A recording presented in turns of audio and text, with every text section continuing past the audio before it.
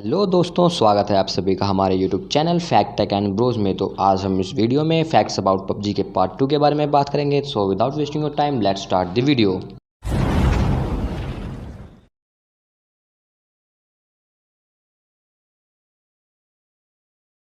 Blue zone PUBG game का blue zone जो कि धीरे धीरे छोटा होकर सभी लोगों को पास लेकर आता है। शुरुआत में इसे गोल की जगह चकोर यानी स्क्वायर रखा जाना था, लेकिन चकोर आकार ज़्यादा आसान होता है प्लेयर्स को समझने और सरवाइव करने के लिए, और चकोर जोन की प्रोग्रामिंग भी काफ़ी दिक्कतें आने की वजह से इसे फाइनली गोल रखा गया। कई लोगों को लगता है कि ये कोई जहरीली गैस या एनर्जी फोर्स है, लेकिन असल में ये एक इलेक्ट्रिक फील्ड है। जब सोवियत सेना का इस आइलैंड पर कब्जा था तब घुसपैठियों को भगाने के लिए वो बड़ी मशीनों के जरिए बिजली का तेज करंट पूरी ज़मीन में फैला दिया करते थे। ब्लू जोन वही बिजली का करंट है जो धीरे धीरे पूरे मैप में फैल जाता है। अंडरग्राउंड एरिया शुरुआत में पबजी में अंडरग्राउंड टनल जैसी कोई जगह नहीं होती थी, लेकिन लॉन्च होने के कुछ ही महीने पहले इन्हें मैप में ऐड किया गया, और ये आइडिया भी ब्रैंडन का ही था।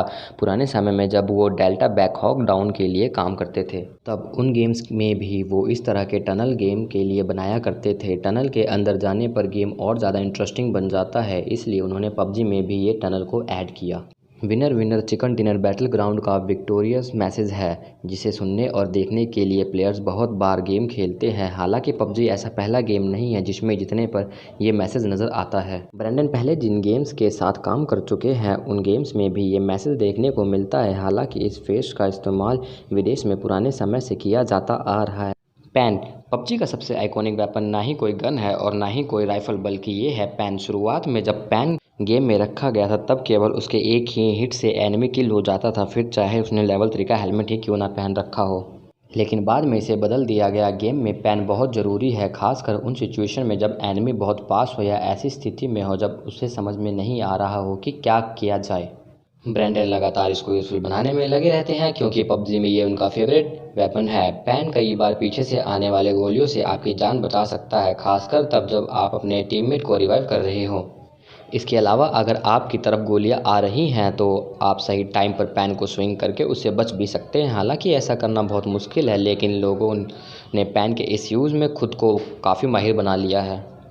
क्रॉसबो शुरुआत में जब पबजी में क्रॉसबो वेपन डाला गया था तब इसका कोई काम नहीं था जो अभी है। हालांकि क्रॉसबो अभी भी बहुत पावरफुल वेपन है, जबकि इसके एक अटैक से ही एनिमी मारा जा सकता है, लेकिन इससे पहले इसका काम कुछ और था। शुरुआत में क्रॉसबो से जब हम किसी को गोली मारते थे तो उसके तीर के पावर से उसके साथ ही उसके पीछे या दीवार में या पेड़ पर या किसी भी दूसरी जगह पर चिपक जाता था, मानो तीर शरीर को भेद कर दीवार में चला गया हो। लेकिन इसकी प्रोग्रामिंग और इस फीचर को ऐड करना अपने आप में ही बहुत बड़ा काम था, और साथ ही ये कॉन्सेप्ट कुछ ज़्यादा कारगर नहीं था, इसलिए ये आइडिया ड्रॉप कर दिया गया।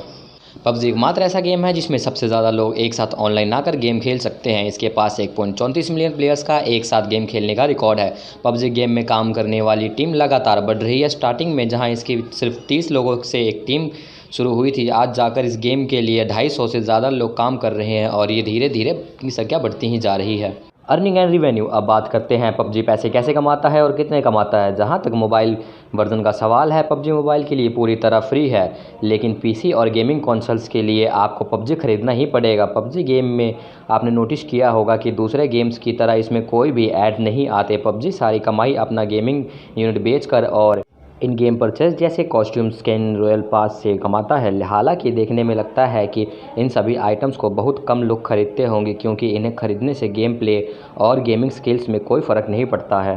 लेकिन असल में ऐसा बिल्कुल नहीं है, क्योंकि जब एक व्यक्ति इस गेम पर अपना काफ़ी समय बिताना शुरू कर देता है तो गेम से लगाव के चलते कभी ना कभी इन आइटम्स को खरीदने का मन बना ही लेता है।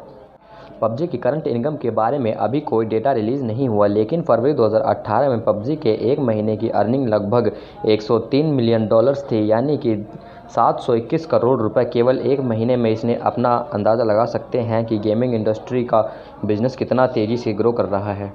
तो ये थी आप सभी के फेवरेट गेम से जुड़ी बहुत कुछ ज़रूरी बातें। अगर आपको ये वीडियो पसंद आया हो और अगर आप पबजी गेम से जुड़े किसी भी टॉपिक पर वीडियो देखना चाहते हैं तो हमें कमेंट्स में ज़रूर बताएं।